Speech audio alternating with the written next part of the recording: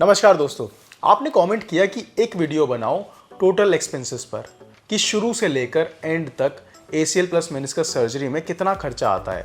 तो आज आपके लिए वीडियो रेडी है, लेकिन एक बात पर आपको ध्यान देना होगा, जो भी मैं एक्सपेंसेस बताने वाला हूँ वो दिल्ली के होंगे और जो रेट होते हैं ACL प्लस मेनिस्कस सर्जरी के वो आपकी सिटी में अलग हो सकते हैं, आपके हॉस्पिटल में अलग हो सकते हैं और आपके डॉक्टर भी आपको अलग चार्ज कर सकते हैं। As it depends on state to state hospital and doctors too, as I told you. So private hospital में जो एक्सपेंसेस होते हैं वो अलग रेट के होते हैं क्योंकि उसमें आपको सर्विसेज भी अच्छी मिलती हैं। सेम बात करते हैं गवर्नमेंट हॉस्पिटल के लिए, तो गवर्नमेंट हॉस्पिटल में भी आपके जो रेट है अलग होती है। एज इन जो गवर्नमेंट हॉस्पिटल होते हैं वहाँ पे आपको क्राउड ज़्यादा देखने को मिलता है, रश मिलता है। और मैं कोशिश करूँगा कि जितना डिटेल में हो सके आपको उतनी डिटेल्स मैं प्रोवाइड करूँ। बाकी अगर कुछ मिस हो जाता है, किसी चीज़ के बारे में आपको पूछना है तो आप वो मुझे कमेंट में पूछ सकते हैं। So let's begin. हम एक बेसिक सिचुएशन लेकर चलते हैं कि डॉक्टर ने हमें सर्जरी के लिए बोल दिया है, उसके बाद क्या क्या एक्सपेंसेस थे जो मुझे बेयर करने पड़े। बट जो एक बेसिक होता है जो हम सभी कराते हैं वो होता है सबसे पहले एक्सरे। हम देखते हैं कि अगर हमारे घुटने में लचक है, कुछ भी है, तो पहले एक्सरे करा लेते हैं। बट जो मैंने भी कराया था, मेरे से भी ये सारी चीज़ें हुई थी, लेकिन इसमें जो काम आता है वो आता है MRI। तो अब क्या होता है कि ACL के केस में ये तो काम आता नहीं है एंड इसका जो कॉस्ट मुझे बेयर करना पड़ा वो था अराउंड 400 से 500 रुपये के आसपास। अब सेकंड क्या होता है, सेकंड होता है MRI, जो कि बहुत जगह पर काफ़ी ज़्यादा कॉस्टली हो जाता है। एंड अगर आपको कम रेट में कराना है तो आप ऑनलाइन सर्च कर सकते हैं, बहुत सारी ऐप्स हैं, आप उन ऐप्स में जाएंगे, MRI के लिए अपॉइंटमेंट लेंगे तो आपको बहुत ही कम रेट पर मिल जाएगी। बेसिक जो MRI का कॉस्ट मुझे पड़ा वो लगभग 2700 से लेकर 2800 रुपये के आसपास था। अब MRI के बाद हुए मेरे कुछ प्री ऑपरेटिव टेस्ट, जैसे कि CBC, ESR, LFT, KFT, HIV, ऐसे बहुत सारे। अब इसकी मैंने एक लिस्ट भी डाली थी, जो डॉक्टर ने मुझे कंसल्ट किया था, वो आप सबसे फर्स्ट वाले वीडियो में देख लेना, वो आपको प्लेलिस्ट में मिल जाएगी। सबसे पहली ACL की वीडियो है और आपको आई बटन में भी दिख गया होगा। और अगर अब वही बात आ जाती है कि यहाँ पे आप ऑफलाइन जाते हैं, ऑफलाइन जाने में आपको ज़्यादा पड़ता है, तो अगर आपको यहाँ पे पैसे अपने सेव करने हैं तो आप ऑनलाइन, इतनी सारी ऐप्स हैं आज की डेट में अवेलेबल हैं जो आपको लैब जाने की तक की ज़रूरत नहीं पड़ेगी। आपका जैसे अगर आप हॉस्पिटल में भी हैं तो आपके हॉस्पिटल से बाहर से ही वो आपका ब्लड टेस्ट लेके चला जाएगा और उसके बाद जो भी आपके प्रोफाइल्स वगैरह हैं वो सारी चीज़ें आपको मिल जाएंगी। बस हाँ, एक चीज़ जो मुझे ऑफलाइन करानी पड़ी, इसके अंदर था ECG प्रोफाइल, वो मेरे को ऑफलाइन कराई, जिसका सब कुछ लगभग मिलाकर ये सारे टेस्ट का जो मुझे खर्चा पड़ा वो था 1300 से लेकर 1400 के आसपास। अब मेरे हिसाब से जो टेस्ट कराए थे वो इसलिए कराए थे, एक डॉक्टर आपको देखते हैं आपकी बॉडी में कोई दिक्कत तो नहीं है, सर्जरी से पहले आपकी बॉडी झेल पाएगी क्योंकि इतने इंजेक्शन लगते हैं, इतने सारी दवाइयाँ होती हैं, तो एक बेसिक सा टेस्ट होता है सारी चीज़ें मेक श्योर करने के लिए कि हाँ you are good for surgery and you are good to go. अब इसके बाद क्या होता है, सर्जरी से एक दिन पहले उन्होंने मुझे लिस्ट दी कि भाई ये सारा सामान आएगा, जिसकी कॉस्ट मुझे लगभग पड़ी 5000 के आसपास।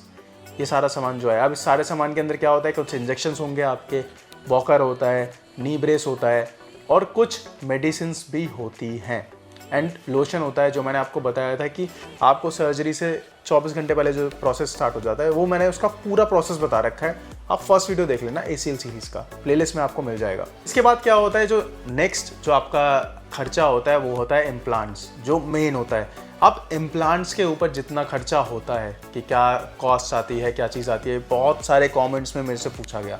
मतलब ये लगा लो कि जितने भी मैंने वीडियोस बनाए अभी तक, सब पे ये वाला क्वेश्चन कॉमन था कि कितना खर्चा आएगा। मुझे फिर वहीं से एक आइडिया आया था कि टोटल एक एक्सपेंसेस का एक वीडियो बनाया जाए। जो खर्चा आता है आपका ACL reconstruction and meniscus repair का, अराउंड आपको पड़ेगा 45 to 50,000 के आसपास, आप मान के चलो। अगर आपका खाली ACL रिपेयर होना है तो उसका लगभग लगा लो आप 34 से लेकर 35 के तक, मतलब 34,000 to 35,000 मानकर चलो आप। और ACL प्लस मेनिस्कस का मैंने आपको बता दिया 45 to 50 के आया था, जो कि क्या था गवर्नमेंट हॉस्पिटल में। अब मैं एक प्राइवेट हॉस्पिटल की बात बता देता हूँ। प्राइवेट हॉस्पिटल में अलग चीज़ पड़ेगी। तो जब मैं गया था, जब मैं फर्स्ट टाइम अपने आप को चेकअप कराने गया था ऑर्थो से, सो एक प्राइवेट हॉस्पिटल में मुझे इसकी कॉस्ट जो बताई थी 3.5-4 लाख के आसपास बताई थी। तो बहुत सी चीज़ें मतलब मैटर करती हैं आपका गवर्नमेंट और प्लस हॉस्पिटल में, गवर्नमेंट प्लस आपका प्राइवेट, तो दोनों में अलग अलग चीज़ें होती हैं। मैं अपना सफदरजंग वाला एक्सपीरियंस भी यहाँ पे शेयर कर देता हूँ कि क्यों मैंने सफदरजंग चुना। तो मुझे काफ़ी लोगों ने बोला और अच्छे लेवल के लोगों ने बोला कि सफदरजंग में कराने से जितने भी आपके स्पोर्ट्स के प्लेयर हैं, ये मैं फर्स्ट वीडियो में बता चुका क्यों मैंने सफदरजंग को चुना। तो वहाँ पे लिगामेंट की जो सर्जरी है बहुत ही कॉमन सर्जरी है, वो तो वहाँ पे डॉक्टर्स जो है डेली करते हैं। सो इसलिए मैंने पर्सनली सफदरजंग में कराया अपना सर्जरी। उसके बाद क्या होता है, जिस दिन आपकी सर्जरी होती है, जिस दिन मतलब मेरी सर्जरी हुई थी, देन सेम डे ही मेरा एक्सरे हुआ, सर्जरी वाले दिन ही हुआ। तो जिसकी कॉस्ट उन्होंने लगभग 500 के आसपास आप लगा लो, इतनी कॉस्ट आई थी। ऑल्दो उसमें तब उन्होंने एक्सरे किया था, मेरा पैर मोड़ा था, तो उसमें थोड़ा बहुत पेन फील होता ही है। अब इसके बाद जो नेक्स्ट एक्सपेंसेस लिस्ट में बात करें तो अगला जो आता है यहाँ आता है मेडिकेशंस का। सो मेडिसिन्स जो मुझे पड़ी वो नेक्स्ट डे अराउंड 1600 के आसपास पड़ी, सर्जरी के नेक्स्ट डे वाले दिन की बात कर रहा हूँ। अब 1600 की इसलिए ज़्यादा पड़ जाती है क्योंकि इसके अंदर पेन की भी मेडिसिन होती है, फीवर की भी होती है और काफ़ी कुछ रहता है, मतलब इसके अंदर ये लगा लो आप। सो इसलिए ये इतनी ज़्यादा पड़ जाती हैं। इसके अंदर विटामिन की भी होती हैं, कैल्शियम की होती है, मिनरल्स की होती है। इसके बाद क्या हुआ, जिस दिन मेरे सुचर्स रिमूव हुए उस दिन फिर मेरी जो पेन किलर की भी लिखी गई थी उन्होंने कि जो कि बहुत ही ज़्यादा पेन होने में लेनी थी, बट थैंक गॉड कि उसकी मुझे ज़रूरत नहीं पड़ी। मतलब डॉक्टर आपको इन केस वो वाली दवाई लेकर चलते हैं कि इन केस बहुत अनबेरेबल पेन है तभी वो मेडिसिन लेनी है, अदरवाइज नहीं लेनी है, पेन इज़ बेरेबल। और उसके अंदर फिर से वही आपका मिनरल्स और कैल्शियम की रहती हैं, जो कि मुझे पड़ा था 1000 से ज़्यादा की जो दवाइयाँ थी वो पड़ी थी। तो आपका मुझे नहीं पता उसके अंदर कैसे होता है कि हर विजिट का डॉक्टर आपको अलग से चार्ज करता है, वैसे प्राइवेट में करते हैं। सो ओपीडी की फ़ीस अलग से जाती है क्योंकि आपको फॉलोअप्स लेने होते हैं। तो ये चीज़ का खर्चा भी आप अपने दिमाग में लेकर चले। ऑल्दो मैंने यहाँ पे कराया था तो यहाँ पे जो भी मेरा कॉस्ट आया था मैं खाली बस उसी की बात कर रहा हूँ, बाकी जो मुझे नहीं लगा मैं उसकी बात नहीं कर रहा। बाकी आप प्राइवेटली कराएंगे तो आप हर चीज़ अपने दिमाग में लेकर चलें। सो अब जो अगला पॉइंट था, अब सूचर्स रिमूव हुए थे तो जो वुंड था ना मेरा, वो ढंग से रिकवर नहीं हुआ था। तो उस टाइम एक और मेडिसिन दी उन्होंने जो मुझे लगभग 650 के आसपास की पड़ी थी। Same vitamin and calcium and pain killer for safer side. मतलब जो पेन किलर जो मैंने बताया कि बहुत ही ज़रूरत पड़ने पर ही लेनी है, जिसका मुझे खर्चा पड़ा था 1000 के आसपास पड़ी थी।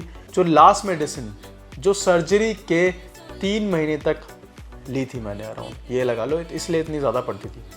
और उसके अंदर भी यही सारी 2 चीज़ें ऐड होती थी मेरी, विटामिन और कैल्शियम, ये सब चल ही रहा था। फिर मुझे रनिंग करते टाइम वुंड के आसपास ना स्वेलिंग आ गई थी, क्योंकि जो मैंने बताया था आपको, शायद बताया होगा मैंने रिटर्न टू स्पोर्ट वाली में, उस वाली वीडियो में मैंने बताया था कि क्यों वो स्वेलिंग आ गई थी, तो आप वीडियो देख सकते हो। सर्जरी के 7 या 8 महीने बाद तब जाके उसकी मेडिसिन की ज़रूरत पड़ी थी, तो जिसका मुझे कॉस्ट अराउंड पड़ा था 150 के आसपास, 150-200 के आसपास पड़ी थी, क्योंकि उन्होंने तब उस टाइम बोल दिया था कि 1 हफ्ते के लिए खाओ, उसके बाद आप ठीक हो जाओगे। सो ये सब था जो भी अभी तक खर्चा आया ACL प्लस मेनिस्कस के एक्सपेंसेस के बारे में। बट अभी इसमें 2 चीज़ें हैं जो आपको ऐड और करनी है इसमें। एक तो डॉक्टर की भी जो मैं आप ऊपर बता चुका हूँ कि OPD का खर्चा क्या रहेगा, और सबसे मेन चीज़ जो सबसे इम्पॉर्टेंट मेडिसिन जो मैं हर वीडियो में बात करता हूँ कि एक्सरसाइज ही सबसे इम्पॉर्टेंट मेडिसिन होती है, क्योंकि रिकवरी में फिजियोथेरेपी ही आपको वापस चलाती है अपने दोनों पैरों पर।